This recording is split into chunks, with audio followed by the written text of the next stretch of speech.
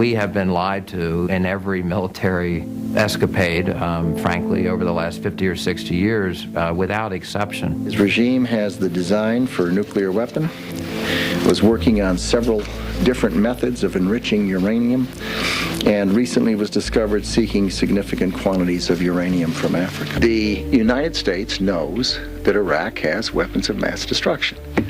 The UK knows that they have weapons of mass destruction. Any country on the face of the earth with an active intelligence program knows that Iraq has weapons of mass destruction. What's going on, I'm sorry to say, is a belief that the public doesn't need to know. UD policy is? I'm working my way over to figuring out how I won't answer that. Limiting access, limiting information to cover the backsides of those who are in charge of the war is extremely dangerous and cannot and should be accepted. Now, I'm sorry to say that up to and including the moment of this interview, that overwhelmingly it has been accepted. The embedded coverage had flags and banners, but no one was actually finding out the truth about the reasons, the rationales for going in. There is a direct connection between events that happened more than 50 years ago and the war in Iraq today. In 1953, the Prime Minister of Iran, Mohammad Mossadegh, became extremely irritated. The British were ripping off his country's national resources. He wanted a greater share in it. The British came to the new President Eisenhower and asked for help on this.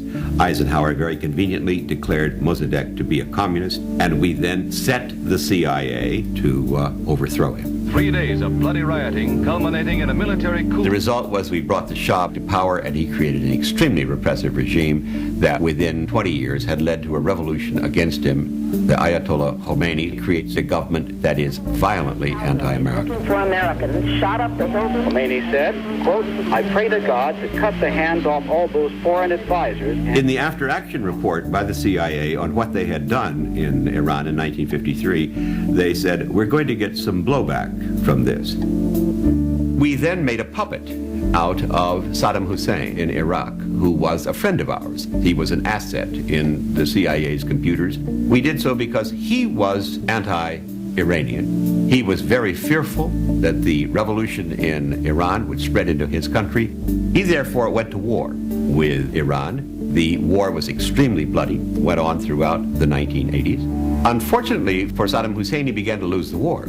At that point, in comes the United States in the form of Donald Rumsfeld, sent to Saddam Hussein by President Reagan to tell him, we will supply you with intelligence, we will supply you with the weapons you may need through covert means. It is why cynics in Washington say, we know Saddam Hussein had weapons of mass destruction, we have the receipts. This is what we mean by blowback. He remained a friend of ours right up to his invasion in the summer of 1990 of Kuwait. We became alarmed when he invaded Kuwait that he could also go on and invade Saudi Arabia itself, the largest reserves of oil on earth. We stationed troops in Saudi Arabia. It was a mistake in every sense of the term. Remember, Osama bin Laden had said, I resent the government of Saudi Arabia for using Americans to defend Saudi Arabia against Iraq. At that point, we began to fear that we were going to lose our position in Saudi Arabia. Well, the second largest source of proven reserves on earth are in Iraq. This leads us now to demonize our previous ally and to prepare the American public for the thought that we must take him out. We have a Congress that failed in every way to ask the right questions, to hold the president to account. Our Congress failed us miserably, and that's because many in Congress are beholden to the military-industrial complex. I would think Eisenhower, must be rolling over in his grave. In some ways, the military-industrial complex may have become so pervasive that it's now invisible.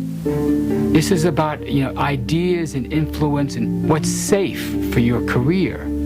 Being seen in opposition to strong defense policies is a liability, not just for a politician who wants to run for president, but for an expert who wants to make a name in town, for a journalist who wants to get his or her story on the front page of the paper. In this way, restricting the level of discussion to this this rush for war. Let's really be honest. Reporters and news organizations need access to power. They need the president. They need the defense secretary. They need these people to speak, to be on camera, to do interviews. What you have is a miniature version of what you have in totalitarian states. But they produce films about how great the great leader is and how he's getting greater in every way, every day. There will be a day of reckoning for the Iraqi regime, and that day is drawing near. We're walking on thin ice. We are treading the same path taken by the first democratic regime ever created in the Western world, namely the Roman Republic. The Roman Republic inadvertently acquired an empire around the world, and they then discovered that to maintain, expand, protect this empire, they required standing armies. Standing armies is what George Washington warned us against in his farewell address, that they will destroy the structure of government that we tried to create in our Constitution to prevent the rise of an imperial presidency. The single most important article in our Constitution is the one that gives the right to go to war exclusively to the elected representatives of the people, to the Congress. Our Congress, in October of 2002, voted in both houses to give this power to a single man, including the use of nuclear weapons if he so chose, and of course, less than 6 months later, he did choose to exercise it in Iraq. We don't like to think of ourselves as a militant nation, but we are in fact an incredibly militant and militaristic nation. It's not a view of ourselves that we want to carry around, but the fact is we are. If the president and the military-industrial complex, the defense establishment, if they all have decided that suddenly there's a problem somewhere, we need to drop some bombs or even put land forces somewhere in some country, this is a ritual that we have been seeing for decades.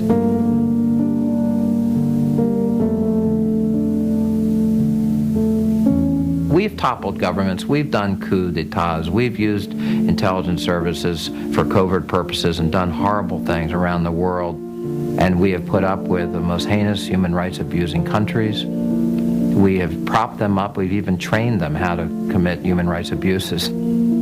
Today's demon was yesterday's friend, all in the name of either the Cold War or for commercial reasons.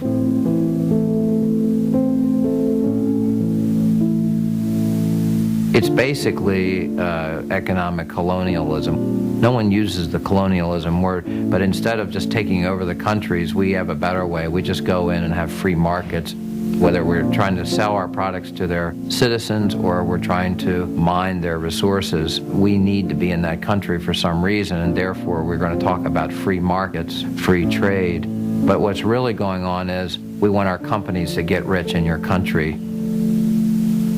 Fundamental reality is that most of the government's decisions today are substantially dictated by powerful corporate interests. In my lifetime, I have seen the collapse of the Nazi, of the Imperial Japanese, of the British, French, Dutch, and Russian empires. They go down pretty easily. What I want Americans to understand today, the price of liberty is eternal vigilance, and we have not been vigilant since Dwight Eisenhower issued his warning to us back in 1961 about the dangers of unauthorized power in the form of the military-industrial complex. So why we fight? I think we fight because too many people are not standing up saying, I'm not doing this anymore. In February of 2003, 10 million people around the world marched to demonstrate against the war in Iraq, the largest demonstrations in British history, 2 million in London, 400,000 in New York City, 1 million each in Berlin, Madrid, Rome. On this February day, as this nation stands at the brink of battle, every American on some level must be contemplating the horrors of war. And yet this chamber is for the most part ominously,